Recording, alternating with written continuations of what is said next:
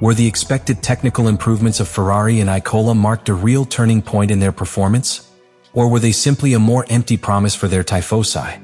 Stay, because what we reveal today will make you rethink everything about the Scuderia. Emilia Romagna 2025 was not another race for Ferrari.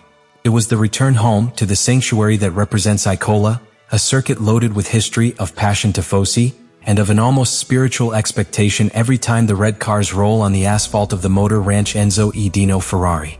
But beyond the emotional load, this appointment had key technical and strategic implications. After a start of the season marked by inconsistency, Ferrari needed more than ever to offer answers. The pressure did not only come from the media environment or the fans in the stands, it came from within.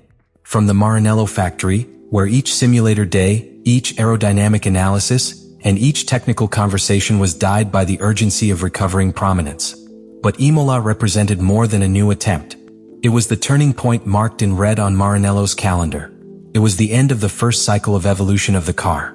The moment where, as planned internally, the first great improvements of the year should be implemented. The team decided to delay any substantial technical package until this race, hoping that the experience accumulated in races outside Europe allowed to introduce truly effective changes. The bet was high.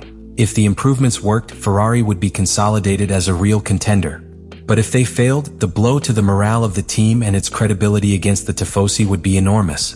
And all this happened under the most intense public magnifying glass. In Imola there is no room for error. Each 10th loss, each movement in boxes, each strategic election, becomes part of the public trial that millions of followers broadcast from the stands, from their homes, from the media. In that absolute pressure environment, Ferrari came with the duty to demonstrate that his technical decisions were not only logical, but effective. That the optimized rear wing, that the review in the brake ducts, that the aerodynamic redistribution were not simply cosmetic adjustments, but real weapons in the battle for the top. This was Ferrari's real context in Imola, an explosive combination of technical urgency, emotional expectation, and strategic pressure. A moment that defined much more than a simple career. It was a fire test to know if the SF-25 could evolve in a contender, or if it would continue to be trapped in the unfulfilled promise category. And in that tension contained, a key chapter of the 2025 season was written. The technical expectation around the update package that Ferrari introduced into Imola was huge.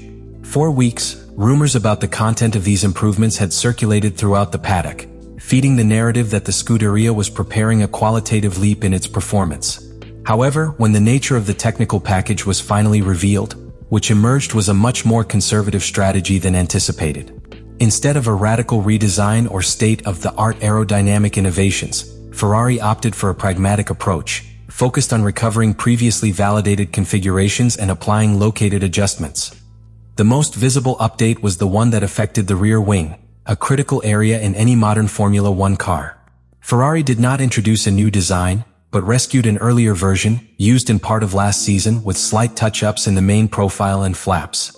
A more loaded configuration was chosen, ideal for a circuit such as Imola that combines fast curves with medium traction sections. In addition, a single-element beam wing was used instead of the double usual, in an attempt to balance the downforce and minimize the resistance to advance in the acceleration areas. Technically, this decision did not lack logic. It was about maximizing efficiency in a path with intermediate aerodynamic demands. But strategically, he revealed a lack of confidence in the innovations developed during the winter. This choice also pointed to an uncomfortable reality. The SF-25 was not responding as expected to simulations in the wind tunnel. Resorting to an already proven solution involved admitting that new configurations did not offer performance guarantees, or worse, that they could further unbalance a car that already showed structural deficiencies. Ferrari was being cautious, possibly too much. And in the modern Formula One, caution is paid face when your rivals push to the limit of the regulation every week.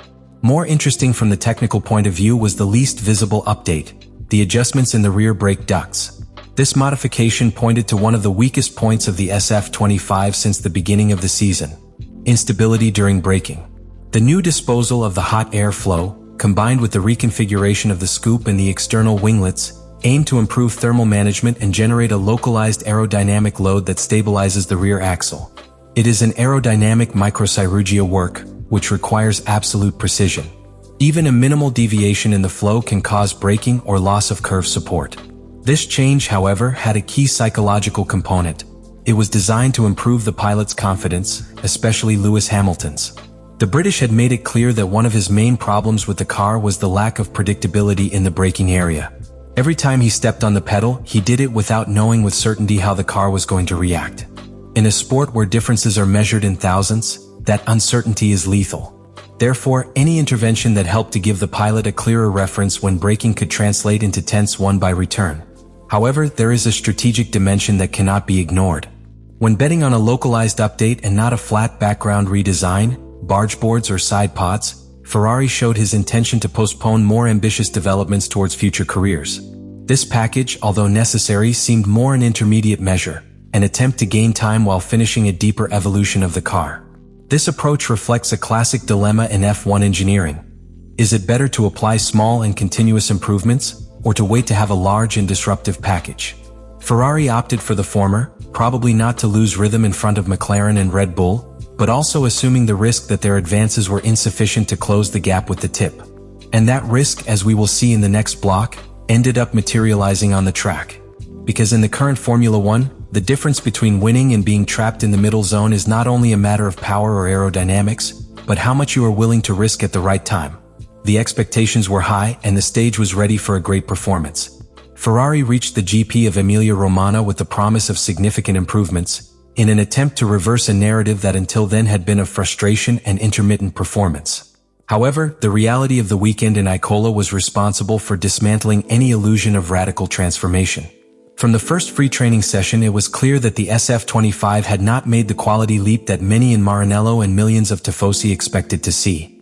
What should be a turning point ended up being another demonstration of the limitations that the Italian car drags this 2025 season.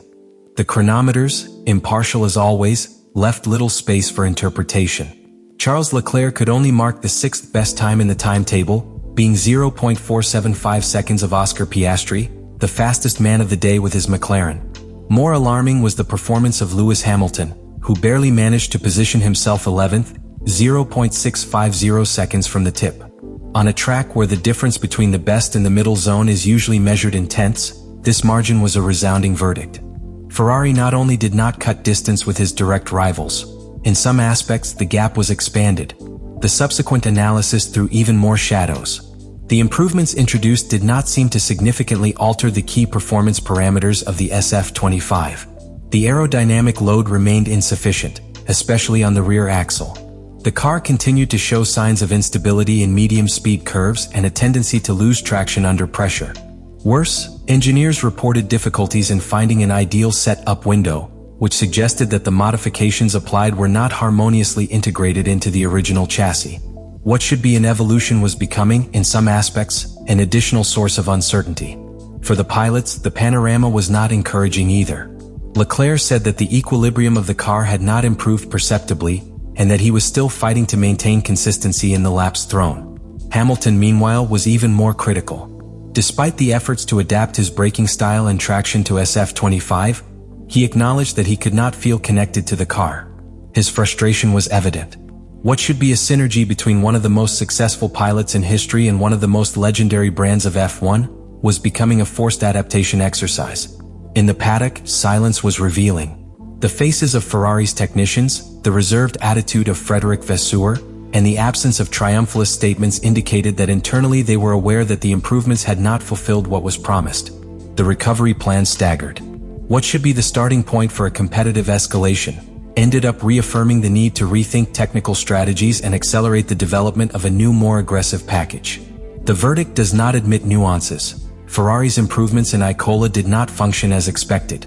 Not only did they not offer a competitive advantage, but they exposed a more worrying reality. The SF-25 can be reaching its development ceiling ahead of time. And in a season where each race is an opportunity to recover land in front of McLaren, Mercedes, and Red Bull, there is no room for false promises. Ferrari needs more than touch-ups. It needs a technical revolution that still does not arrive. This result in Imola not only affects the current classification, it also directly hits the confidence of the team and its real possibilities to fight for the championship. Because when your improvements do not improve, you not just lose tenths. You lose impulse.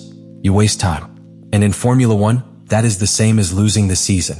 Because if after 6 races, a sprint victory and a series of aerodynamic improvements still fail to raise SF-25 to the competitive level that is required by Ferrari, what guarantees are that the rest of the year will be different? This great prize should be the turning point. Instead, it has become a painful confirmation that the road to the top is still full of uncertain curves. For Hamilton, for Leclerc, for engineers in Maranello, and for millions of tifosi who were waiting for a resurgence in their land, the GP of Emilia Romagna left a bitter taste. Because the problem was not that they did not win.